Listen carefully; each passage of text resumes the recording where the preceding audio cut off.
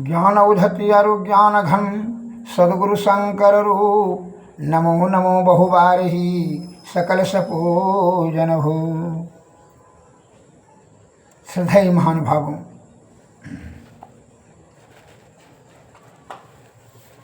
मायाबद्ध जीव विषय की आसक्ति के कारण से ब्रह्मवश जीवात्मा का कल्याण करने के लिए किसी प्रकार का कोई भी उपाय प्रयत्न नहीं कर पाते हैं और मन और अहंकार के बहकावे में आकर के इंद्रिय सुख, इंद्रियों के विषय की क्षणभंगुर सुख प्राप्त करने में अपनी बल बुद्धि और आयु व्यर्थ में खर्च कर देते हैं और अंतिम जब इंद्रियां शिथिल हो जाती है तब उस समय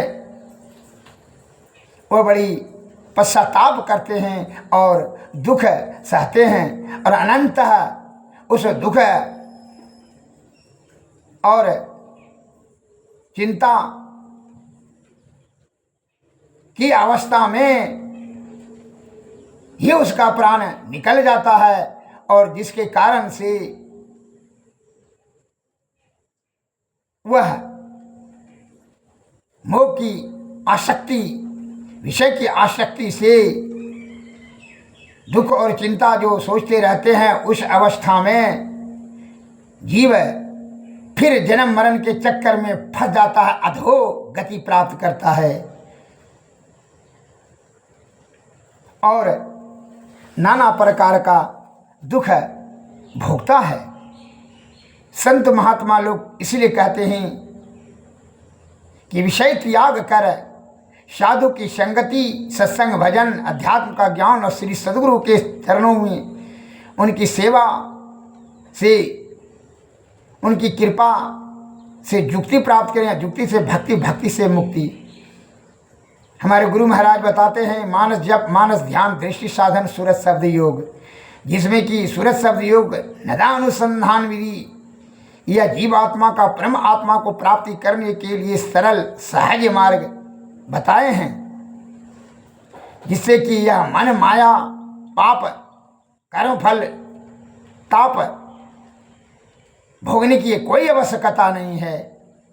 यह ध्यान बिंदु से अनाहत में जो शब्द सूरत जाता है, जब प्रणव ध्यान में आज्ञा चक्र पर केंद्रित करके सुषुम्ना नाड़ी में जब ध्यान करते हैं तो ध्यान से जब ये तीनों पर्दों के पार अंधकार और प्रकाश शब्द मंडल में उसके ऊपर में जब अनाहत में जब यह सूरत चेतन जीव जाता है तब वहाँ अनाहत शब्द की प्राप्ति होती है और अनाहत शब्द में जो ध्वनि है, अनाहत में शब्द होता है और शब्द में जो ध्वनि होती है और ध्वनि से जो ज्योति होती है, उस ज्योति में मन पाप ताप संताप सब लय हो जाता है। तब उसके बाद जब यह निर्मल हो जाता है, ये जीवात्मा चेतन जीव छूट जाता है, किससे? इंद्रियां, सभी इंद्रियों से यह छूट जाता है। उस समय तब उनको आदि शब्द की प्राप्ति होती है और आदि शब्द जब धीरे धीरे निशब्द में परिणत हो जाता है तो ही वैकुंठ अर्थात परम शांति भगवान विष्णु का धाम है। यह चेतन जीव वहाँ पहुँचने पर जो है फिर आवागमन के चक्कर में नहीं फंसता है, वह सभी बंधनों से, सभी दुखों से निवृत्ति प्राप्त कर करके मोक्ष की प्राप्ति कर लेते हैं। इसलिए संत महात्मा लोग बताते हैं कि इंद्रिय सुख आपका निज सुख नहीं है, अपना सुख नहीं है। यही इसको अपना सुख समझ करके आपने अपने बल बुद्धि और आयु को व्यर्थ में खर्च करते हैं जो कि यह क्षणभंगुर सुख दुख का ही कारण में परिणत हो जाता है, आवागमन के चक्कर में फंस जाते हैं। इसलिए विषय की आसक्ति और विषय की आसक्ति का त्याग, ब्रह्म तत्व का दर्शन, असहज अवस्था बिना गुरु की कृपा से अत्यंत दुर्लभ है। अतः इसलिए सद्गुरु के शरण में जाना अति अनिवार्य है। उपनिषद में बताया है, सर्वचिंताम समुत्सृज्य सर्वचेष्टा विवर्जितः नादैव नाद नैव अनुसंधान नादे हितम भिल्यते नदासक्तम सदाचितम विपर्य न ही कांगच्छते। अर्थात सारी चिंता और सब काम छोड़कर नाद का ही अनुसंधान करें। इससे नाद में चित्त का लय हो जाता है और वह नदा अनुविद्ध चित्त अन्य किसी विषय की आकांक्षा नहीं करता। नाद ही ब्रह्म है, इसी में मन को लीन करना चाहिए। ध्यान बिंदु उपनिषद में लिखा है, यदि शैल समम पापम विस्तृणम भूयोजनम भिद्यते ध्यान योगेन नानद्यो नानथ्यो भेदः कदाचन। अर्थात पर्वत के समान श्री भी भूयोजन विस्तृण पाप राशि हो तो वह सब ध्यान योग से नष्ट हो जाती है और कोई उपाय नहीं है। योग शिखोपनिषद में तो योग मार्ग का बहुत ही सुंदर स्पष्टीकरण किया गया है। आरंभ में हिरण्यगर्भ का श्री महेश्वर से यही प्रश्न है कि हे शंकर, इस दुखमय संसार में सब जीव पड़े हैं और अपने कर्मों का सुख दुख आत्मक फल भोग रहे हैं। इनकी मुक्ति किस सुगम उपाय से हो, यह कृपया बताइए। इसका श्री शंकर जी ने यही उत्तर दिया है कि कर्म बंध से मुक्त होने का उपाय कोई ज्ञान और कोई योग कहते हैं, परंतु मेरा मत तो यह है कि योगहीनम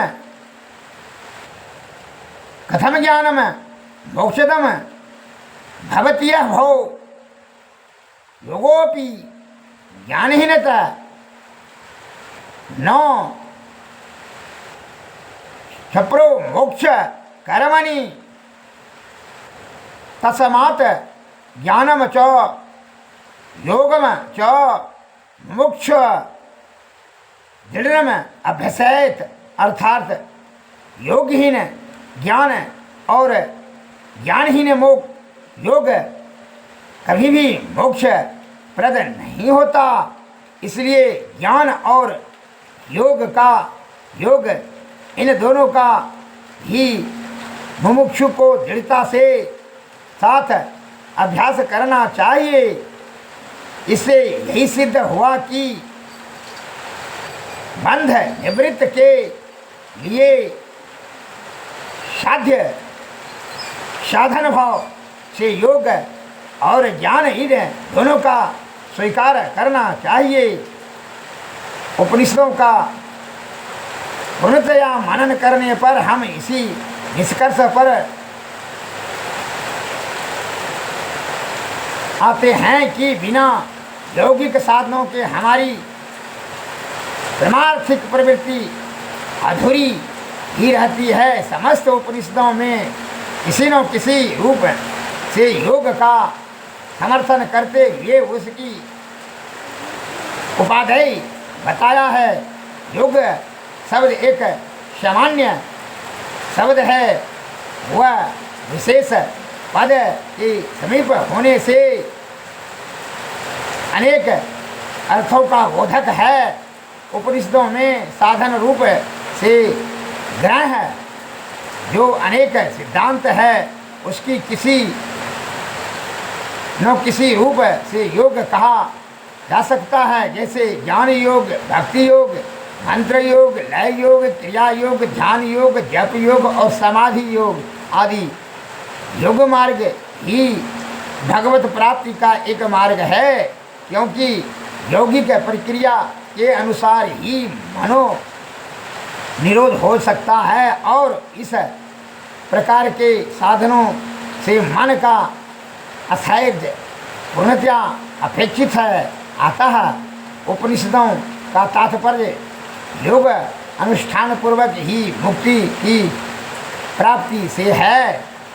ऐसा कोई मार्ग मोक्ष साधन का नहीं है जिस मार्ग में योगांकों को आवश्यकता न पड़ती हो। इसलिए इस प्रकार दूध में घृत समाया हुआ है और माता के उपदेश में बालक का हित भरा हुआ है, उसी प्रकार उपनिषदों में योग समाया हुआ है। श्री सद्गुरु महाराज की जय।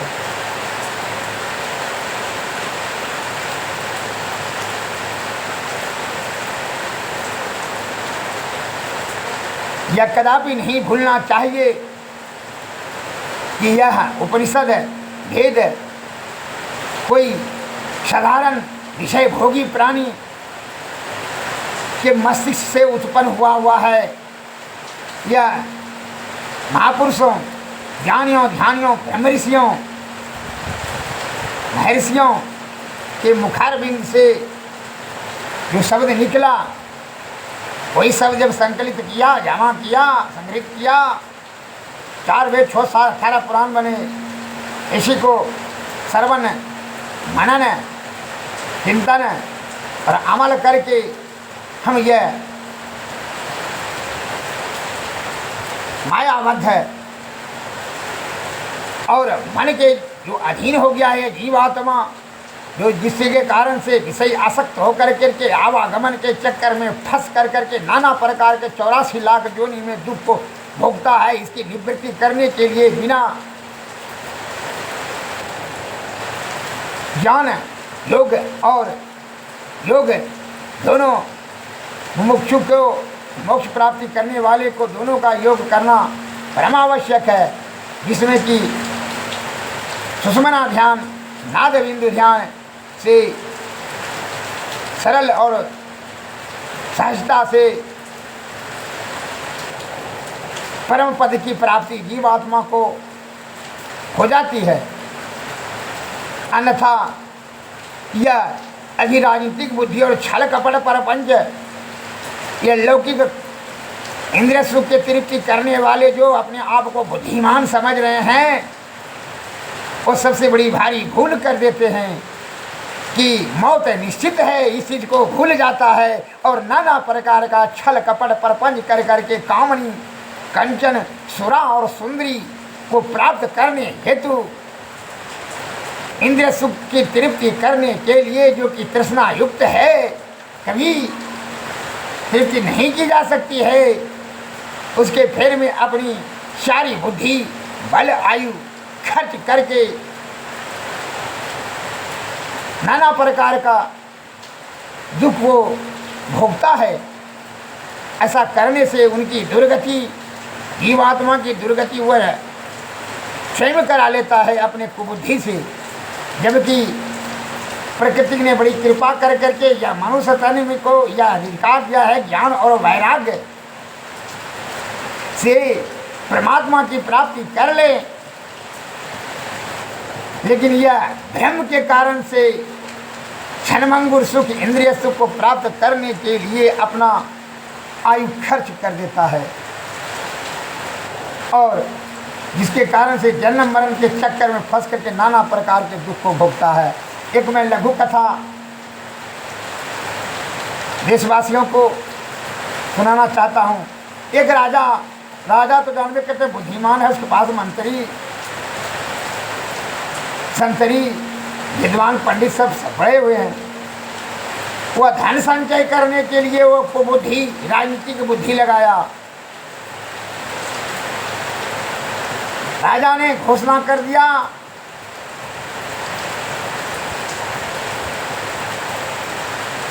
राज दरबार में तो बड़े बड़े विद्वान सब बैठे हैं, बुद्धिमान का वहाँ कमी है राज दरबार में। राजा ने बुद्धि राजनीतिक में लगाया, प्रजा में घोषणा कर दिया, कानून बना दिया कि 1 रुपया भी अगर यदि कोई रखेगा घर में, उसको मृत्यु का सजा दिया जाएगा, फांसी उसको ले लेंगे, सूली पर चढ़ा देंगे, हाथी के पैरों के नीचे उसको कुचलवा देंगे। 1 महीना के अंतर्गत में सभी अपना धन राज खजाना में जमा कर दे, अन्यथा मृत्यु के लिए तैयार रहें। उसका परिवार समेत को मृत्यु दंड दिया जाएगा। इस प्रकार से घोषणा सुन करके प्रजा में खलबली मच गया। जिसके पास भी जो भी पैसा धन था, सोना चांदी रुपया सिक्का, सभी जाकर के राज खजाना मृत्यु के भय से सही जाकर के खजाना में जमा करा दिया। राज खजाना में सब अपना अपना धन जमा कर दिया।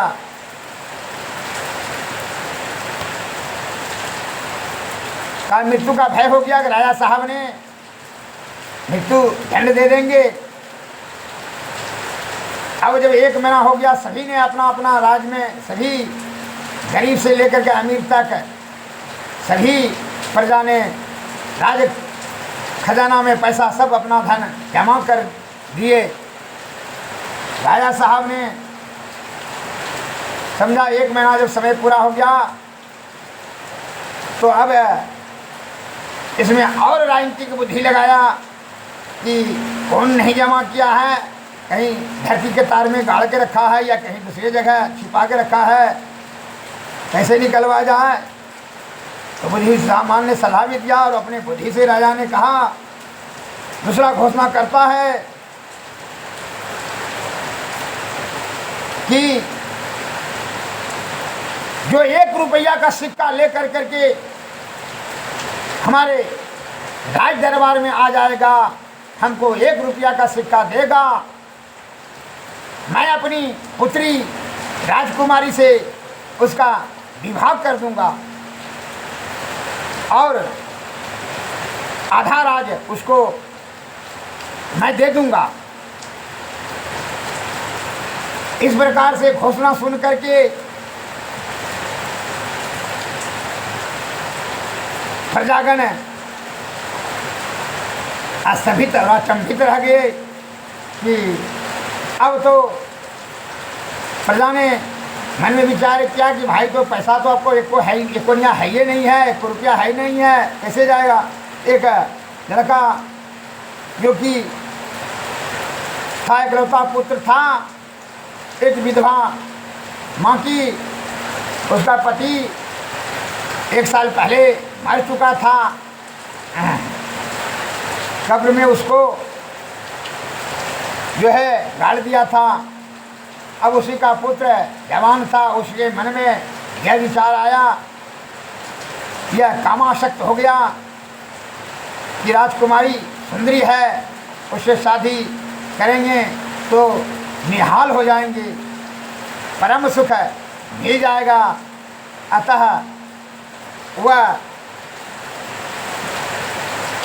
वासना से आसक्त होकर के, कामातुर होकर के अपने माँ के पास जाकर के बोला कि माँ 1 रुपया हमको दो, 1 रुपया का सिक्का जो कि हम राजा को देते हैं और राजकुमारी शादी कर लेंगे और सुंदर राजकुमारी भी मिल जाएगी और संपत्ति भी आधा मिल जाएगा। मैंने कामनी और कंचन दोनों प्राप्त हो जाएगा। माँ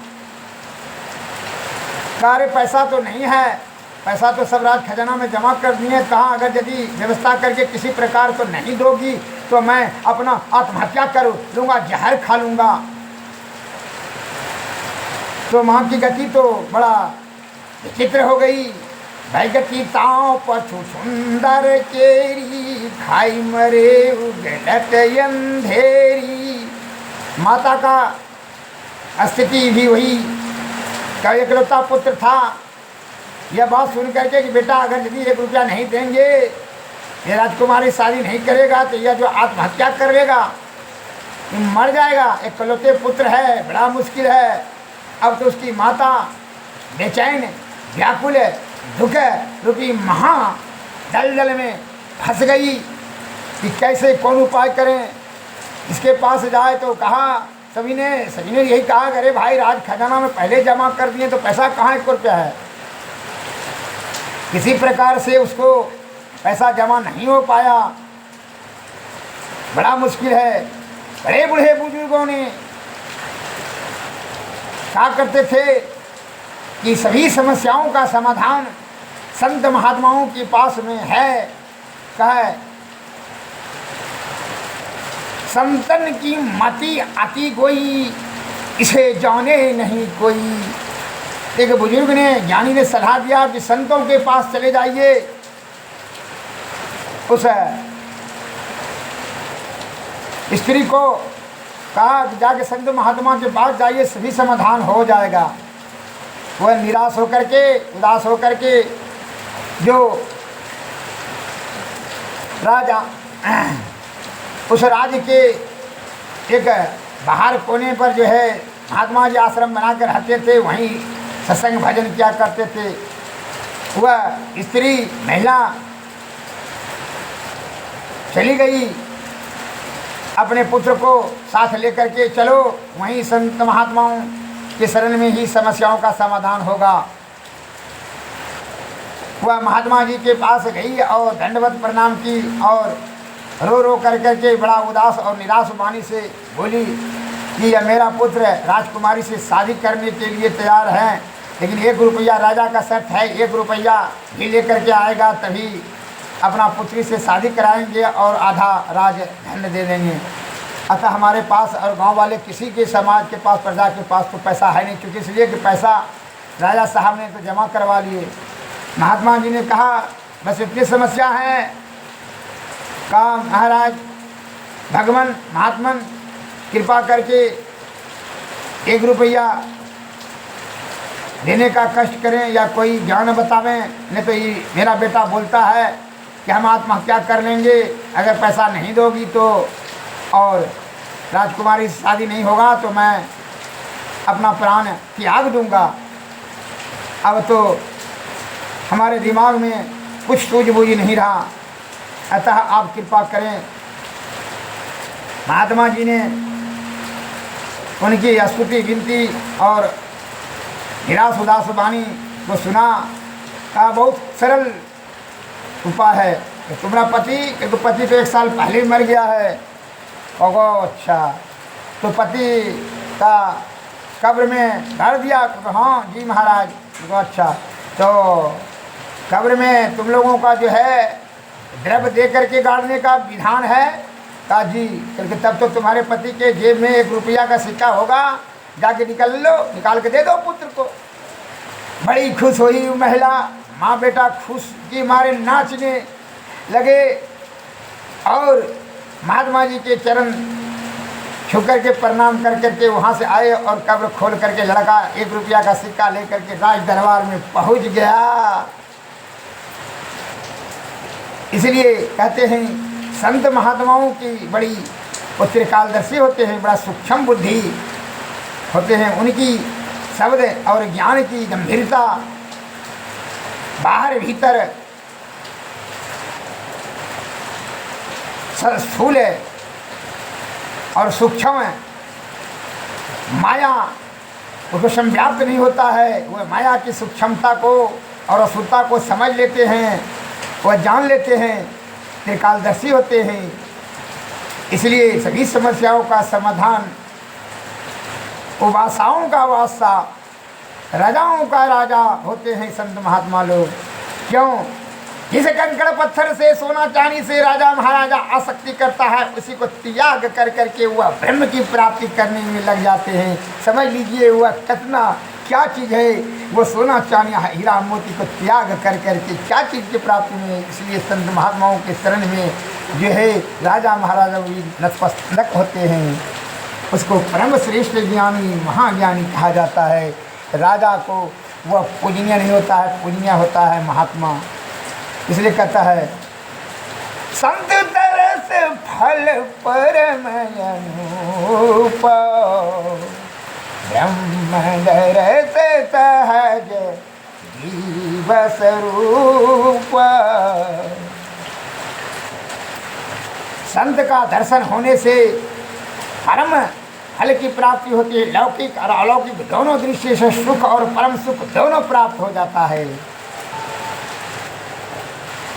इसलिए और निज स्वरूप में ब्रह्म का दर्शन होने से आवागमन काम से छुटकारा अर्थात मोक्ष की प्राप्ति। इसलिए संतों के शरण में जाएं। संतन की मति अति गोई, इसे जाने नहीं कोई। विषय भोगी प्राणी नहीं समझ सकेगा। विषय भोगी प्राणी तो विषया आसक्त होकर के वह मानसिक रोगी हो जाता है, अपना बल बुद्धि व्यर्थ की वस्तु में खर्च कर देता है और अंतिम में छाती पीट पीट करके रोता है और दुख को भोगता है।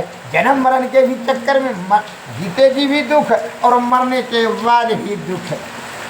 इसलिए विषय भोगी को मानसिक रोगी कहा जाता है। हर कुबुद्धि वाला, हर अपराधी समझता है कि हम बड़ी चतुर, बड़ा मसियाना है, लेकिन उसका चश्मी चतुराई धरी की धरी रह जाती है जब मौत जब आती है। वो लड़का जब राजा के निकट पहुंचा 1 रुपया का सिक्का लेकर के, राजा साहब तो छल कपट में तो अपने परपंची है। अरे तू हमरा आज्ञा का उल्लंघन कर दिया था, लोभी कहीं का। पहले जो है 1 महीना पहले कह दिए थे 1 रुपया भी कोई रखेगा तो उसको फांसी की सजा दी जाएगी। अब तुम्हारे पास 1 रुपया कहाँ से आया? तुमको फांसी का सजा दी जाएगी। लड़का ने बड़े वाह भाव से कहा, महाराज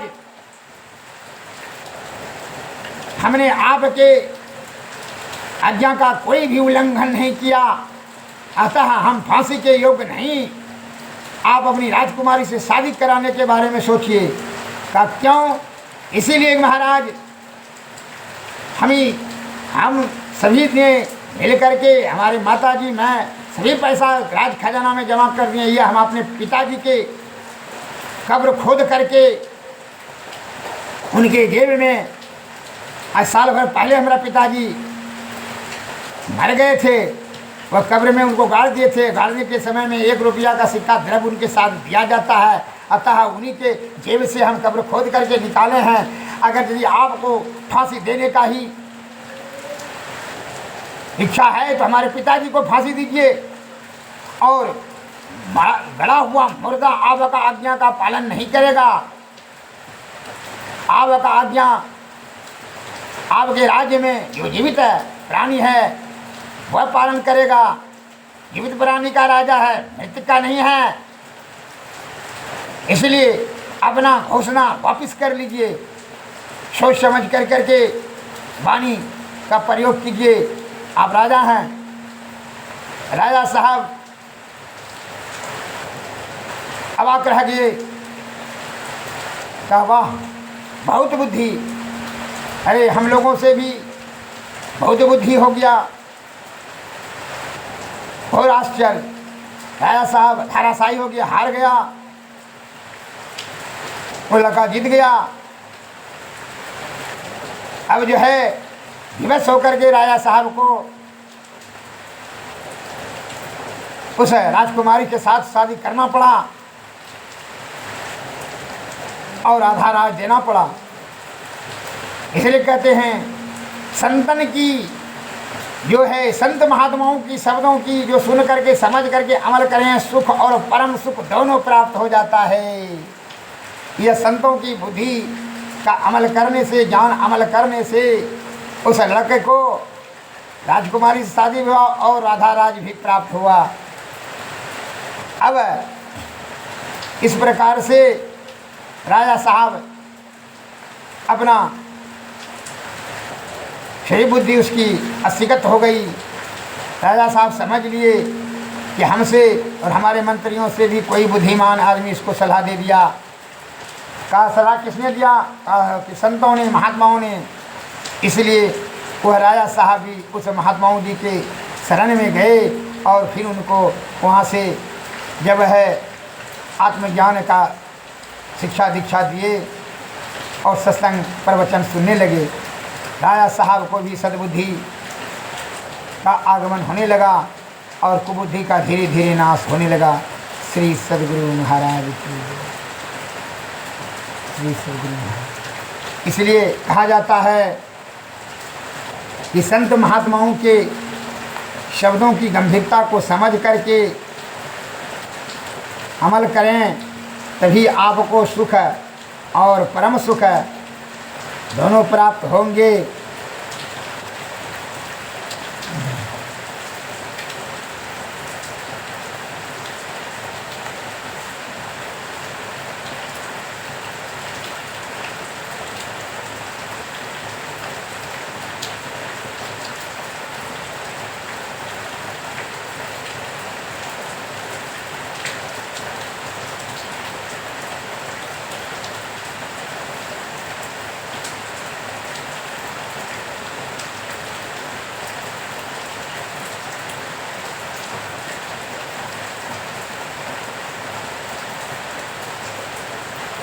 श्री सद्गुरु महाराज की जय। इसलिए संत महात्मा लोग महापुरुषों का स्तुति करना चाहिए, क्योंकि उन्होंने जीवात्मा का परम कल्याण करने के लिए हम लोगों को मार्गदर्शन करते हैं। ये श्री सद्गुरु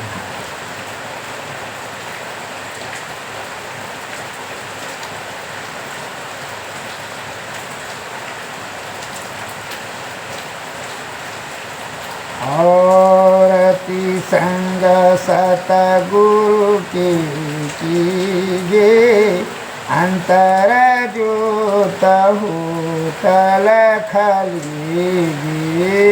पाँच तत्व तन आग्नि जराई, दीपक चास प्रकाश करीजिए। गगन थाल रवि शशि फल मूल मूल कपूर कलश धर दीजिए। अक्षत नभता दे मुकल पोहवाल हियार दीजिए।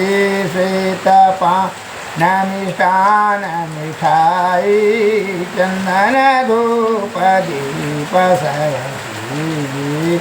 झलक झांझ मन मीन मंदिर, मधुर मधुर धुनि मृदंग सुंदरी। सर्व सुगंध उड़ी चलई मधुकर कमल के दीजिए। निर्मल ज्योत रक्त घट माहे, देखत दृष्टि दोष सरस्वती। आधार धार अमृत वही